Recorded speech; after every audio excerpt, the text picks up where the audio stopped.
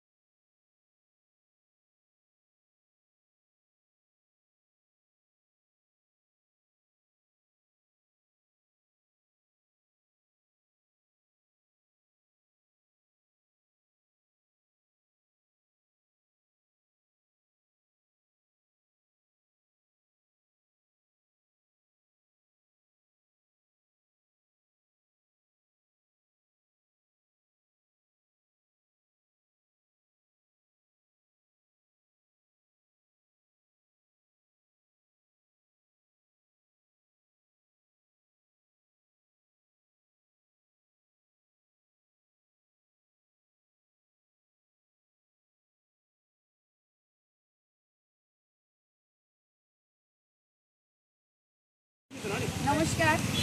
আমরা আজকে কয়েকটা এনজিও নিজেরা বিয়ের থেকে ফান্ড থেকে নিজেরা চাঁদা তুলে এই অল্প ইট এনেছেন, এনে আমাদের বিভাগের সামনে আজকে গর্তগুলো ভরাট করা হয়েছে। এখন আমরা প্রশাসনের কাছে এটাই বার্তা দিতে চাই যে ওনারা যদি আমাদের সাউথ সিটি মেহেরপুর থেকে মেডিকেল পয়েন্ট পর্যন্ত সেই চাঁদাগুলো ভর্তি মেরামত করে নেন, তাহলে আমাদের সবাইরই সুবিধা হবে, পাবলিকেরও অনেক সুবিধা হবে। আমাদের এখন পরীক্ষায় যেতে হলে 1 ঘন্টা হাতে নিয়ে বের হতে হয়, নাহলে পরীক্ষার্থী সময় মতো দিয়ে পরীক্ষা হলে প্রবেশ করতে পারে না। যদি দেরি হয়ে যায় তখন তো আমাদের প্রবেশ বন্ধ হয়ে যায়, আমাদের পরীক্ষাটা মিস হয়ে যায়। সেই জন্য আমরা প্রশাসনকে বলবো যে ওনারা যদি এই কাজটা করে দেন তাহলে আমরা অনেক সুবিধা ভোগ। আমার প্রিয় শিলচরবাসী এবং বরাকবাসী, এটা বলতে চাই, কালকে আমরা রাত্রে অনেক দিন থেকে অনেক মিডিয়া এই জায়গাটা তুলিয়া ধরে মেডিকেল রুটটা। কালকে আমরা 4-5 জন মিলিয়া আমরা একটা চিন্তা করলাম যে এই গাতাটা বন্ধ করলে বেস্ট হইব, কেন মেডিকেল রুট একটা যাতায়াত পেশেন্টের কারণে খুব কষ্ট যাওয়া।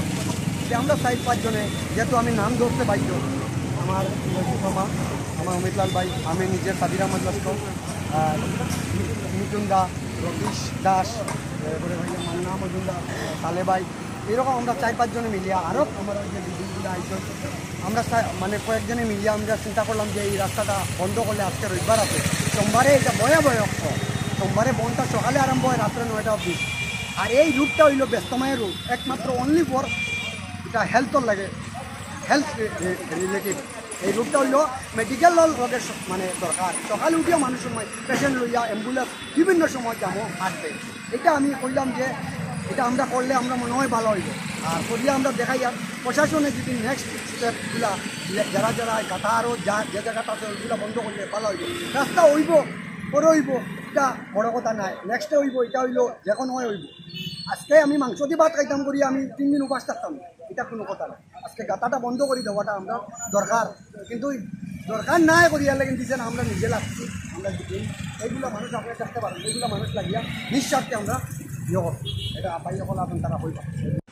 আমরা এখান দাঁড়িয়ে আছি মেহেরপুর গ্রিন পার্কের সামনে। আমরা গত 3-4 দিন থেকে এখানে একটা জিনিস লক্ষ্য করছিলাম যে আমরা একটি দল মিলে কোন জায়গার জন্য আজকে আমাদের মেহেরপুর এলাকাতে 15-20 দিন থেকে এত জাম হয় যে হাজার হাজার রুগী প্রতিদিনের এই ইমার্জেন্সি রোডে আটকা পড়েন, যারা অফিস যাত্রী, কলেজ যাত্রী, স্কুল যাত্রী আটকা পড়েন। তো আমরা দেখতে পেলাম যে আগে রাস্তার পরিসর বড় ছিল, কিন্তু নতুন জলের পাইপ এবং গ্যাসের পাইপলাইন দেওয়ার জন্য যে 2 সাইডের যে রোডের নালা করা হয়েছিল তার জন্য রাস্তার পরিসর কমে যায় এবং সেখানে বড় বড় গর্ত ভরাট হয়। এই বৃষ্টির সিজনে এত জল জমেছে এই সেই গর্তগুলো একদম ভয়ঙ্কর অবস্থা ধারণ করে। তার জন্য এই এলাকাতে খুব বেশি জাম হচ্ছিল, অনেক রুগী, কলেজ যাত্রী, ছাত্রছাত্রী আটকা পড়ছিলেন। আমরা দেখলাম যে মূলত গ্রিন পার্কের সামনে একটা 2 সাইডের বড় বড় গর্ত দুটো রয়েছে এবং সাউথ সিটি হসপিটালের সামনে বড় বড় দুটো গর্ত রয়েছে। আমরা প্রাথমিক অবস্থায় আপনাদেরকে দেখাচ্ছি, আমরা এখানে গর্ত ভরাট করেছি। আজকে সকালবেলা আমরা সকলে মিলে আজকের এই দিনটাকে, রবিবারের ছুটির দিন থেকে আমরা কর্মব্যস্ততা দিয়ে কয়েকজন মানুষ নিজের পকেট থেকে দান করে এখানে ইট এনেছেন। প্রত্যেকের নাম উল্লেখ করে আমি কাউকে ছোটো করতে চাইছি না, কিন্তু অনেকেই অবদান করেছেন, তাদেরকে আমার ধন্যবাদ। তাদের জন্য আজকের এই রোডটা এখন আপনি পিছন দিক দেখতে পারেন পুরো জাম ফ্রি হয়ে গেছে। আমরা এই গ্রিন পার্কটা করেছি, এখন আমরা সাউথ সিটি অঞ্চলের সামনে যাচ্ছি। আমরা প্রশাসনের কাছে দৃষ্টি এটাই আকর্ষণ করব যে এই সামান্য দুটি গর্ত ভরায় যদি এই জাম মুক্ত হয়ে যায় তাহলে বীরবল বাজার পয়েন্ট থেকে মেডিকেল কলেজ পয়েন্ট পর্যন্ত যে ছোটো ছোটো গর্তগুলো রয়েছে, আপাতত রাস্তা পুরোপুরি যতদিন ঠিক না হয় আপাতত দৃষ্টিতে এই গর্তগুলোকে যদি ভরাট করে দেওয়া যায় এবং বীরবল বাজার থেকে মেডিকেল কলেজ পর্যন্ত নো ট্রাফিকিং জোন যদি করা হয় তাহলে এই এরিয়ার যে সমস্যা সমাধান হবে। না হলে হাজার হাজার রুগীর জন্য খুব কষ্টকর হচ্ছে। এবং আমরা জানি শিলচর শুধু শিলচরের বাসীর রুগীরা নয়, এখানে ত্রিপুরা, মিজোরাম এবং বরাক উপত্যকার বিভিন্ন প্রত্যন্ত অঞ্চল থেকে মানুষ কিন্তু এই জায়গার ভরসা নিয়ে আছেন।